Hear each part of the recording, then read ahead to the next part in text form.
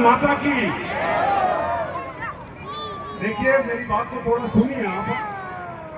आपके बीच में प्लीज भैया, हेलो भैया प्लीज, जब तक मैं थोड़ा बोलूं तब तक आप मेरे पर थोड़ा मेहरबानी करके मेरी बात को सुनना।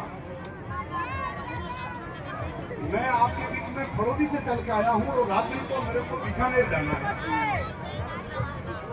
और मैं धन्यवाद देता हूं इन पुष्कर के अंदर जितने भी अपनी जो कालविलिया समाज के लोग हैं, और विशेष तौर से गंगेड़ा की बस्ती में जो कालविलिया समाज के लोग रहते हैं, आप लोगों का मुझ पे बहुत स्नेह है, बहुत प्यार है, बहुत प्रेम है।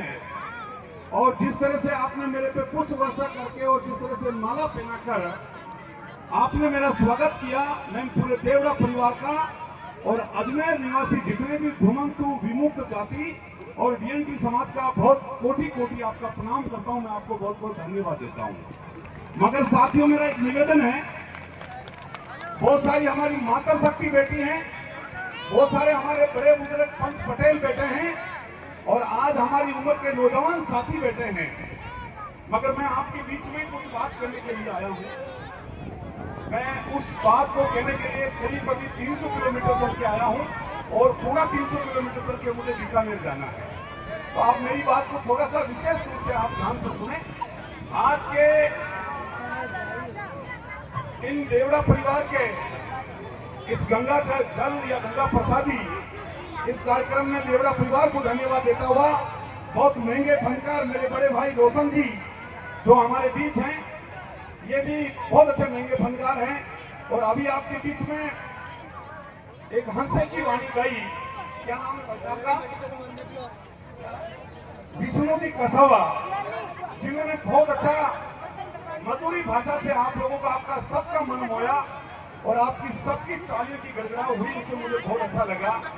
और बहुत ही महंगी जो कलाकार है मेरी बहन कमला सफेरा, ये भी आपके बीच में है। मुझे पता है एक बड़ी महंगी कलाकार आपके बीच में आई है, आप इसको सुनना है। मगर मैं भी आपके बीच में आया हूं, मेरी भी कुछ बात आपको कह के जाऊंगा। इस देश में सन 1947 में देश आजाद हुआ और इस देश आजादी के बाद आज 78 वर्ष हो गए और 78 वर्षों के बाद घुमंतु विमुक्त जाति और विशेष तौर से कालविलिया समाज, क्योंकि मैं आपसे पढ़ा हूं, आपसे बड़ा हुआ हूं, आपके लोगों में मैं पैदा हुआ हूं, तो मैं विशेष तौर से कालविलिया समाज की पैरवी करता हूं। देश आजादी में सन 1947 में देश आजादी चली और कई लोग कुर्बान हुए, कई लोगों ने अपना शरीर को निछोवर कर दिया।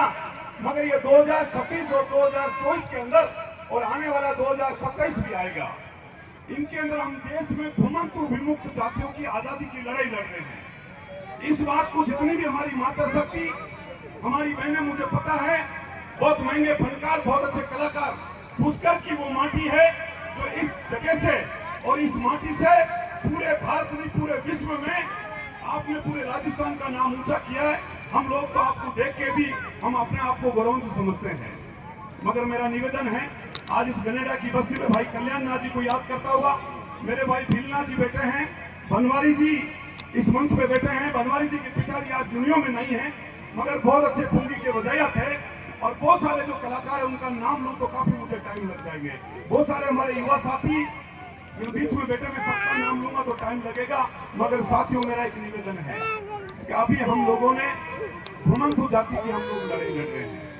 आपको सबको पता है कि राजस्थान सरकार से हम लोग सीधी सीधी फाइट कर रहे हैं। राजस्थान सरकार से हम सीधी सीधी फाइट कर रहे हैं। सीधी सीधी का मतलब यह है कि वो पुलिस मेरे पीछे है, मैं पुलिस के आगे हूँ। और हमारी सीधी लड़ाई है कि हम चाहते हैं कि राजस्थान में घुमंतु विमुक्त जाति है, उनको 10% आरक्षण अलग से मिले। हम ये चाहते हैं कि जितने भी हमारे लोग हैं, जहाँ जहाँ हमारी कालविलिया बस्ती बसी है, वहाँ हम लोगों को पट्टे मिले। मैं ये चाहता हूँ जहाँ हमारी बस्ती है, जहाँ शमशान घाट की व्यवस्था हो। मैं ये चाहता हूँ हमारी बस्ती में शुद्ध पानी चाहिए। मैं ये चाहता हूँ हमारी बस्ती में पक्का रोड बने। और मैं चाहता हूँ कि हमारा जो समाज का व्यक्ति है, हमारे जो बच्चे हैं, वो पढ़ लिख के होशियार बने और हमारे बच्चे भी कोई कलेक्टर बने, कोई थानेदार बने, कोई एसडीएम बने और कोई तहसीलदार बने। साथियों, मुझे पता है कि मेरे भाषण देने से कोई कलेक्टर नहीं बन जाएगा, मुझे पता है कि जोगियों में बड़ी मजाक चलती है, मुझे पता है जोगी कोई भी बात को मजाक में निकाल देते हैं, मगर हम जो लड़ाई लड़ रहे हैं ये बड़ी स्वाभिमान की लड़ाई लड़ रहे हैं। मैं आपको बताऊं, जैसलमेर की धरती में कम से कम 100 डिग्री सेल्सियस का इतनी बड़ी तापमान थी, 8 किलोमीटर हमने बालोतरा में रैली की, हमने बाड़मेर में रैली की, हमने जालौर में रैली की, और हमने सिरोही में रैली की, और हमने पाली में रैली की, और आज मैं रैली करके आपके बीच में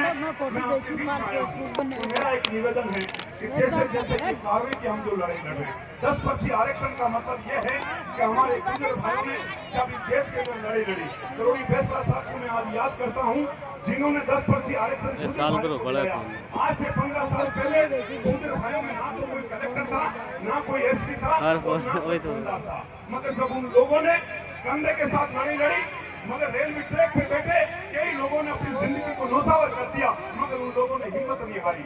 मैं आपके एक समाज का बेटा, मैं धन्यवाद देना चाहता हूँ रायका, रेवाड़ी और देवासी समाज को।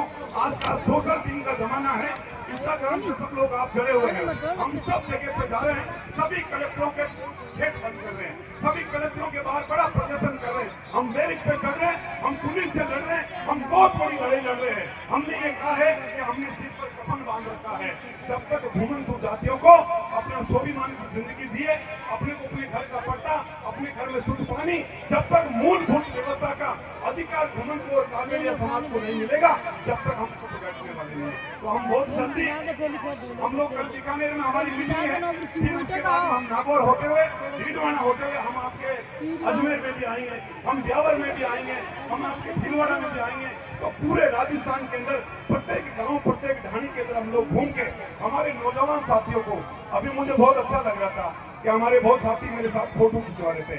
मैं उन साथियों को कहना चाहता हूँ कि सेल्फी लेने से कुछ नहीं होता है। जब देश के अंदर इतनी बड़ी लड़ाई लड़ रहे हैं, जब मैं मेरे पीठ के पीछे देखता हूँ तो मुझे समाज का एक व्यक्ति नजर नहीं आता है, मुझे और जब दूसरी जातियों के, चाहे गाड़िया लुहार समाज, चाहे बंजारा समाज, और चाहे हमारा रायका देवासी समाज, वो हजारों लाखों की संख्या में आ रहे हैं, मगर विशेष तौर से दोगे ये लोगों को तो मैं विशेष निवेदन कर रहा हूँ कि जहाँ जहाँ हमारा आंदोलन है, मैं व्यक्तिगत मेरे बच्चों के लिए बात नहीं कर रहा, मैं मेरे खुद के स्वास्थ्य के लिए बात नहीं कर रहा, मगर मैं लड़ाई लड़ रहा हूँ।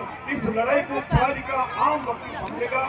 आप लोगों ने, मेरा विशेष निवेदन है कि बहुत महंगे फनकार आपके बीच में आए हैं, उनको आपको सुनना है, मगर मेरा ये निवेदन है कि पट्टा हमको सब कुछ चाहिए, शमशान घाट हमको सब कुछ चाहिए, पुजारी हमको सब कुछ चाहिए, हमारी वृत्तियां भी व्यवस्थित बने। हमने गन्नेरा की लड़ाई लड़ी और मुझे आज भी विश्वास नहीं है कि गन्नेरा को पट्टा नहीं मिला होगा। और आज भी हमारे जो लोग हैं, अभी कुछ दिन पहले माखरवाली के अंदर हमारी एक बहन की डेथ हो गई, मुझे फोन आया कि रतननाथ जी इस बॉडी का दाग संस्कार नहीं करने दे रहे। मैंने उन भाइयों को कहा कि आप आधा 2 घंटा गाड़ी रोकिए, मैं उनकी चीख निकाल देता, तो ठीक था कि हमारे लोग आगे और आके शमशान घाट में उनका दाग कर दिया। तो साथियों, हालात यह है कि जीते जिनको जमीन मिले न मिले, मरने के बाद भी अपने मुर्दों को दफनाने के लिए 2 कदम नहीं, कभी नहीं मिलती। हम अपने आप को बहुत बड़ा समझते हैं, हम अपने आप को बहुत भारी समझते हैं, पर हालात ये है कि हमारे लोग मरे हैं, उनको दफनाने के लिए भी आपको भीख मांगनी पड़ती है। तो साथियों,